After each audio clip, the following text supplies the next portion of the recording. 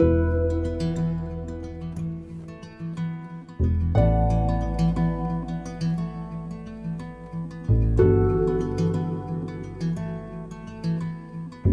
and gentlemen, please welcome up onto the stage Mr. Matthew Hatchard. How are you doing? Okay, thank you. Excellent.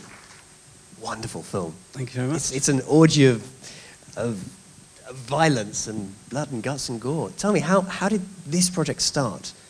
So we shot this quite a long time ago. We shot it as a second-year uni film. It was the first film that I had a chance to make at college. We had to pitch ideas. We had a class of like 30 people, pitch ideas, and 4 of them got made. So mine was lucky enough to get picked, and we got assigned like a crew and stuff like that. And yeah, as it was kind of my first ever film, from years and years of watching slapstick comedy horror films, it's just self-indulgent really. I said I want this in there. I want an old lady going upstairs in a wheelchair. I want someone get thrown through a pyramid of beans. I want one of those massive ice creams in it. You know, just everything I could possibly think of. I said that I want it in my film, and ecstatic that I got to make it really. Wonderful. It's brilliant. So how did you actually get to use the Colwell Centre? Was that in Weymouth? In Weymouth, yeah. How did you manage that?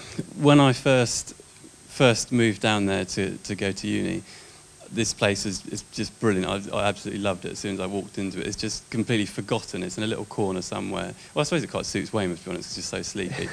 But I was walking around there with one of my friends, and I said, I've got to make a zombie film in here one day. I have to do it. And then, like, say the next year, I basically just asked. The first person, there was two managers of it. The first guy I asked was just like not at all into it, wasn't interested at all, and I was kind of like almost begging, kind of, yeah, what can I do to change my mind? He said, well, I'm not having anything to do. Ask the other guy, and somehow the other guy kind of with a bit of pestering, he kind of, I think I persuaded him eventually. So we shot for 5 days.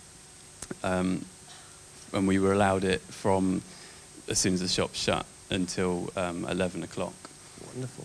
So, and managed to squeeze everything in. Brilliant. So, how did the local population react to seeing these hordes of zombies in their town? And any stories there? Anyone ever so slightly more worried than they should be? Well, there's one scene when we were actually... the zombies were piling in through the doors, and there was like some local chavs thought it was just a free-for-all and just joined in and ran through. And we had to literally chase them around the shopping centre to get them. You know, people in zombie makeup actually chasing people around. One of the other things in the shot, the first kind of zombie shot of the group where they're walking down the road. I mean, we had about 30 people, luckily enough, turn up to be zombies. But just as we were shooting that shot, literally they'd started walking. There was a pub on the corner that had a music night or something, and loads of people just piled out of there coincidentally at the same time, and we were like, go, pretend to be zombies, go. And that's why there's so many in that shot. Oh, fantastic. So yeah, people seem to be kind of up for it. The obviously the storekeeper at the beginning is a storekeeper. Just turned up one day, shoved a camera in his face. Could you say something like this? And he did. The cafe lady was just working there. So, you know, wonderful. Got them on board. Brilliant. So, was it difficult to find a lot of the extras to actually play the zombies, or were they quite excited by the prospect of it? How was it for you? Luckily, we had quite a good group of people at uni, and very much were into helping each other with our projects, because it was very, very hard, and we still find it hard to cast films. You know, to have people to give up your time, because we can't pay them. So we were quite good at all helping each other. So the majority of people were on our course or the year below and stuff like that. But yeah, we put the word out across quite a lot of places, and didn't get much response. Personally, if there was a zombie film being made in my town, I'd be there like a shot. Yeah, like a shot, definitely. So, what can you do? Okay, so how did you actually get into film? I mean, obviously you studied there, but why? Why film? What is it about film that is so important for you? Originally, I'm trained in audio. I was working audio editing and running a recording studio, and kind of, I love film, just enjoy it, and started getting bored of audio, wanted to be a bit more creative, and quit my job and went to uni 3 years. Brilliant. Great decision, and I absolutely loved it, and because I got to make silly stuff like that. Fantastic. And what are you up to now?